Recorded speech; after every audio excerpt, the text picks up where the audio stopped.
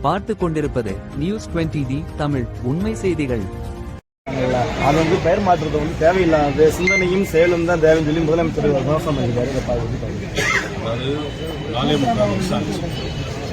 மத்திய அரசு எந்த திட்டம் சொன்னாலும் முதலமைச்சர் மாண்புமிகு ஸ்டாலின் அவருடைய வேலையை தவிர இன்னும் ஒரு வேலை அவருடைய மகன் மதிப்புக்குரிய துணை முதலமைச்சர் உதயநிதி ஸ்டாலின் அவர்களை முதலமைச்சராக இதை தவிர தமிழ்நாட்டிற்கு முதலமைச்சர் ஏதாவது செய்தாரா அப்படின்னா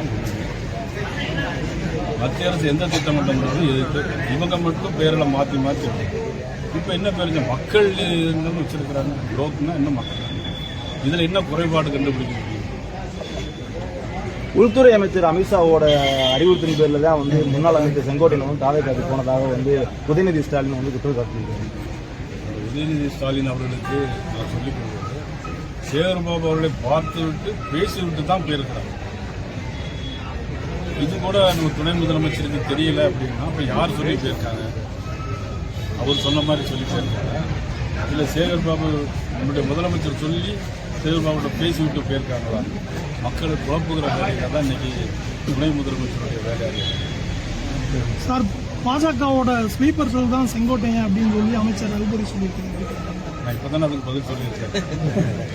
அதுக்கு பதில் சொல்லியிருக்கேன். அதாவது மதிப்புக்குரிய அறநிலைத்துறை அமைச்சர் சேகர்பாபு சந்தித்து பேசிவிட்டு என்ன பேசிவிட்டு போனார் என்று யாருக்கும் தெரியும்.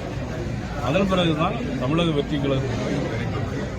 சார், செங்கோட்டையன் ஒன்று சொல்லிக்கிட்டே இருக்காரு, எம்ஜிஆர் வழியில வந்து நடிகர் விஜய், தாவேக தலைவர் விஜய் அப்படின்ற கூட்டுறது. இதை விட வேடிக்கையான விஷயம் ஒண்ணுமே இருக்கு. நாங்கள்லாம் ரொம்ப பெருமையாக நினைச்சிட்டு இருந்தோம். அண்ணன் செங்கோட்டையன் 50 ஆண்டுகள் அரசியல் அப்படின்லாம் பேசிட்டு இருந்தோம். ஆனால் புரட்சித் தலைவர் எம்ஜிஆருடைய வழி என்ன, இவருடைய வழி என்ன, புரட்சித் தலைவர் எம்ஜிஆருடைய கொள்கை என்ன, இவர்களுக்கு என்ன கொள்கை? ஆக நான் யாரையும் குறை சொல்லல. இவருடைய கொள்கை என்ன, இவருடைய கொள்கை என்ன, என்னுடைய கேள்வி அது. இது கூட அண்ணன் செங்கோட்டையன் அவர்களுக்கு தெரியவில்லையா? சார், இப்ப வந்து தேனி மாவட்டத்துக்கு வந்து நீங்க வந்து தொடர்ச்சியா வரீங்க. அப்ப தேனி மாவட்டத்துல ஏதேனும் தொகுதியில வந்து பிஜேபி சார்பா போட்டியிட வாய்ப்பு இருக்கா சார்? தேனி மாவட்டத்தில் ஏற்கனவே நிறைய வேட்பாளர் இருக்காங்க. வலது பக்கம் ராஜமண்டி இருக்காரு, இந்த பக்கம் பொறுப்பாளர் ராமன் இருக்காரு. இப்ப எல்லாரும் மரியாதையா வந்து போய் கூட்டிட்டு வர்றாங்க. போட்டி போடுறேன்னு சொன்னா அவ்வளவு